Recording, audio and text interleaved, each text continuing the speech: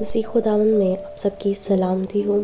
آج ہم کلام مقدس میں سے غور کرتے ہیں کہ ہم سب جو مسیح کی دلہن ہیں، کیسے ہم اس کی دلہن ہیں، دلہا اور دلہن کا رشتہ کیا ہے۔ اور آج ہم دیکھتے ہیں کہ جو میاں بیوی کا رشتہ ہے یہ سب سے زیادہ بگاڑ کا شکار ہے۔ ہم دیکھتے ہیں، ہم غور کرتے ہیں، اس بات کو سمجھنے کے لیے ہم ابتدا میں جاتے ہیں، غور کرتے ہیں کہ سب سے پہلا رشتہ جو خداوند باپ نے بنایا وہ دلہا اور دلہن کا۔ آدم میں سے ہوا نکلی، آدم پر گہری نیند بھیجی گئی اور اس کی پسلیوں میں سے نکالا اور وہاں پہ گوشت بھرا اور اس سے ہوا کو اس کے لیے بنایا۔ اب اگر دیکھا جائے تو ہوا جو تھی وہ اسی کے جسم کا حصہ ہے اور اس میں سے نکالی گئی ہے۔ اور آج ہم غور کریں کہ میاں بیوی کا رشتہ مطلب بیوی شوہر میں سے نکلی ہے تو کس قدر یہ گہرا ہے، اسی کے جسم کا حصہ ہے۔ جب آپ کے بدن پہ کوئی چوٹ لگتی ہے، آپ کے کوئی فنگر ڈیمیج ہو جاتی ہے، کوئی زخم ہو جاتا ہے تو آپ اس کا ٹریٹمنٹ کرواتے ہیں، کیونکہ آپ کے بدن کا حصہ ہے، آپ اس سے پیار کرتے ہیں، آپ اسے کاٹ کے نہیں پھینک دیتے، آپ پوری کوشش کرتے ہیں یہ ٹھیک ہو جائے، کتنی بھی ڈاکٹرز پہ جانا پڑے، کچھ بھی ہو، کوئی بھی نہیں جو پہلی دفعہ اس کو کاٹ کے پھینک دیں۔ جب آپ اپنے اس بدن کو جو دیکھ رہے ہیں اس سے محبت کرتے ہیں تو جو آپ میں سے نکلا ہے وہ کس قدر ضروری ہے، کس قدر محبت سے یہ رشتہ قائم ہوگا۔ لیکن آج نہ تو میاں بیوی کے رشتے میں عزت ہے، نہ بھروسہ ہے، بہت زیادہ ڈسٹریکشن ہے۔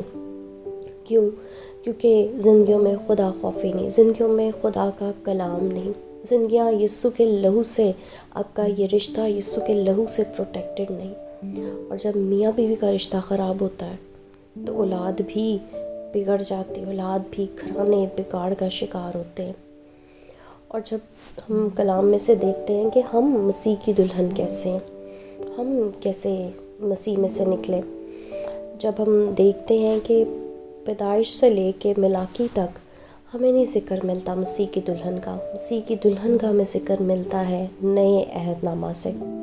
کیونکہ پرانے عہد نامہ میں ہم دیکھتے ہیں کہ یسوع مسیح موجود تھے، ہی از کریٹر، اس کے ہاتھوں نے سب کچھ بنایا، سب کچھ اسی میں سے تھا اور اسی کے وسیلہ سے پیدا ہوا۔ ابتدا میں کلام تھا اور کلام خدا کے ساتھ تھا۔ یہ آیات ہمیں بتاتی ہیں کہ یسوع مسیح ہی ابتدا سے، جب یہ دنیا خلق میں نہیں ہوئی تھی، یسوع مسیح تھے اور یسوع مسیح نے ہم سب کو بنایا۔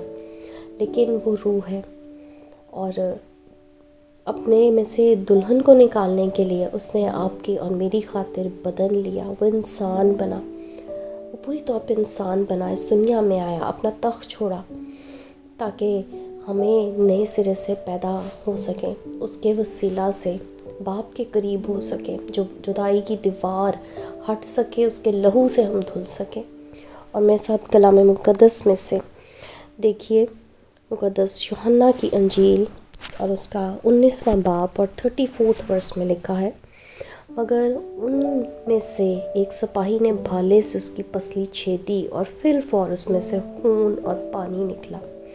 جب آدم میں سے ہوا کو نکالا تو اس کی پسلی لی اور یسوع کے بدن سے بھی اس پسلی میں نیزہ مارا گیا، خون اور پانی نکلا اور مسیح کی دلہن کا جنم ہوا۔ ہالےلویا! تو کس قدر ضروری ہے کہ ہم مسیح میں سے نکلے ہیں، مسیح کے بدن کا حصہ ہیں، اس کی قربانی کے وسیلہ سے۔